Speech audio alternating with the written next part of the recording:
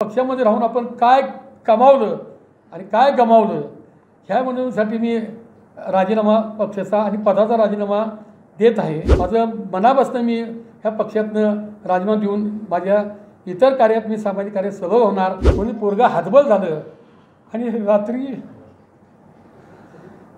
साहेबांच्या कानावर 2-3 वेळा घातलं।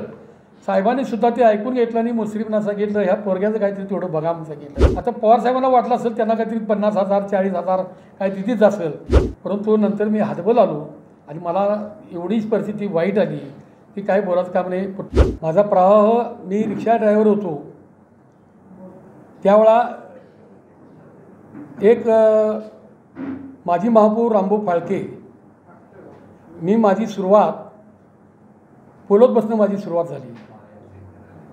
त्यावेळा रामभाऊ फाळकेंनी मला शरद पवार प्रथम दाखविला। तेव्हा शरद पवार काही नव्हते आणि माझी तिथनं ओळख झाल्यानंतर मी माझा यस काँग्रेस आय काँग्रेस राष्ट्रवादी पक्षामध्ये माझा प्रवाह चालू झाला। या राष्ट्रवादी पक्षामध्ये मी गेली 6 वेळा जिल्हा ग्रामीण उपाध्यक्षपद भोगलेलं आहे आणि आत्ता भोगतोय मी। तर यापूर्वी काय वाटलं नाही मला, संसाराबद्दल घरच्या काळजीबद्दल मला काय वाटलं नाही, परंतु त्यावेळेला लोक चांगले होते। आदरणीय मला वाटते सदाशिवराव मंडलिक साहेब, बाबा कुपेकर साहेब, खानविकर साहेब आणि आत्ताचे मालूराजे छत्रपती। तर मला काय संसाराला मंडलिक साहेब ठिकाणी सगळी मला ही मदत करायची, तेव्हा संसार माझा चालत होता। नंतर माझ्यावर जबाबदारी पडली। जबाबदारी पडल्यानंतर मला 2 मुली आणि एक मुलगा मुलगाचं M.Com झालेलं होतं।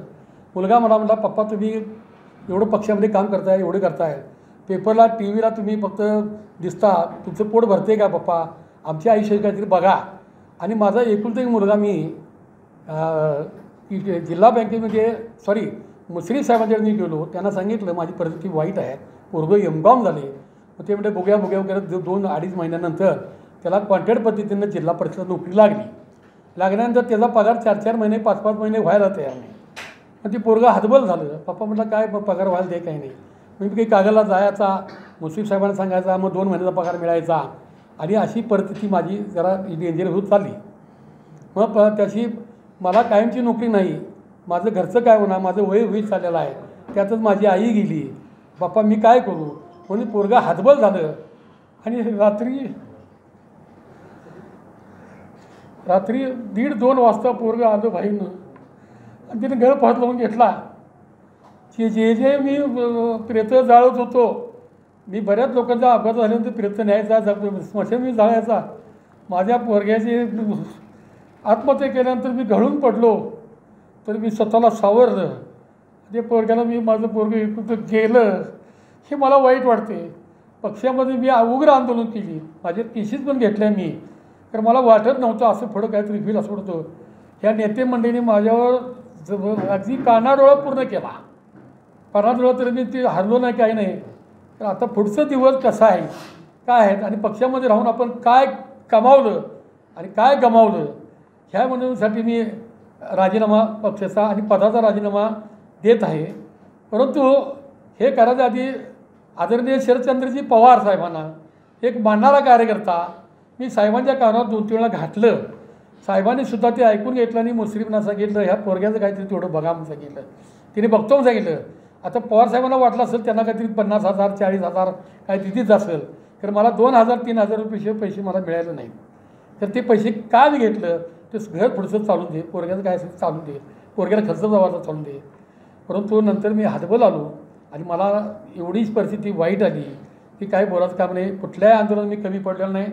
आज राष्ट्रवादीचे स्वतः म्हणणारे अजित पवार दादा यांनी मी शाहू महाराजांचा, शाहू फुले आंबेडकर अण्णाभाऊ साठेंचा मी हे आहे भक्त आहे। आज शाहू महाराजांच्या शाहूबिल्ला मी एवढे आंदोलन केली तुम्हाला माहिती आहे। त्या आंदोलनातसुद्धा 100 कोटीमधून अजित पवारने मंजूर केलं, ते शाहू महाराजांचं कामसुद्धा झालं नाही। हे दुर्दैव आहे, मला वाईट वाटते। शाहू जन्मस्थळाबद्दल मी रॉकेल अंगावर ओतून घेतलं। मला सकाळी 10ला अटक झाली, रात्री 10 वाजता मला पत्रकारांनी फोन केल्यानंतर मला त्या इन्स्पेक्टरने सोडला, माझी केस झाली नाही। तेव्हासुद्धा मी रॉकेल अंगावर होतो। म्हणजे एवढी परिस्थिती ह्या लोकांनी केलेली आहे आणि डेंजर ऑफ आज कोल्हापूरची परिस्थिती ती अतिशय वाईट झालेली आहे। हा तुम्ही इकडे घोषणा करताय, तुम्ही ईडीचे पैसे खाल्लं, तुमच्या ईडीच्या टायमाला तुम्हाला ईडी होऊ नये म्हणून मी स्वतः तिथं रात्री 12-1 वाजता आम्ही रेल्वे स्टेशनला आंदोलन केलं, तुमच्यासाठी केलं आम्ही सगळं. परंतु आम्ही बातम्या खऱ्याने गेल्या, तुम्ही भरपूर पैसे खाल्लं आणि एखाद्या कार्यकर्त्याला एक पोरग्याला जर नोकरी लावली असती तर माझा उदरनिर्वाह कायमचा चालला असता. हेच मला वाईट वाटते. आणि तुम्ही कोल्हापूरला किती फसवणार आहे? 100 कोटीचा आता प्रकल्प रस्त्याबद्दल चाललेला आहे. मिरज तिकडला मोठा 100 कोटीचा हे उद्घाटन जोरात केलं. काही वेळेला जनतेनं आंदोलन केल्यानंतर तो आता रस्त्यात चाललेला आहे. भंगार, कोल्हापूर भंगार व्हायला कारणीभूत आता ईडी लागलेले हे सगळे राष्ट्रवादीचे मंत्री. हे जे मला कोल्हापूर जिल्हा भकास होत चालला आहे. कुठेही रस्ता चांगला झालेला नाही. आता काही ठिकाणी मुख्यमंत्री आले म्हणून त्यांनी रस्ता चांगला केला, काही ठिकाणी रस्ताच केला नाही. एवढी परिस्थिती वाईट रस्त्याची पण झालेली आहे. पाण्याची परिस्थिती ती झाली आहे. आणि माझा राजीनामा मी लवकर देणार होतो, फक्त आदरणीय शाहू महाराज जे राजेशी शाहू महाराजांना मी भक्त असल्याकारणानं त्यांना तिकीट मिळालं महाराजांना, म्हणून मी थांबलो. तर आता मला थांबता येत नाही. माझं मनापासून मी ह्या पक्षातनं राजीनामा देऊन माझ्या इतर कार्यात मी सामाजिक कार्यात सहभाग होणार, तर कुठल्या पक्षासंगत मी संबंध ठेवणार नाही, एवढीच माझी इच्छा आहे.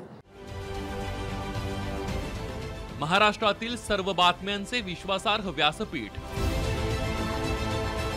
सकाळच्या सर्व सोशल मीडिया प्लॅटफॉर्मला लाईक, फॉलो आणि सबस्क्राईब करा.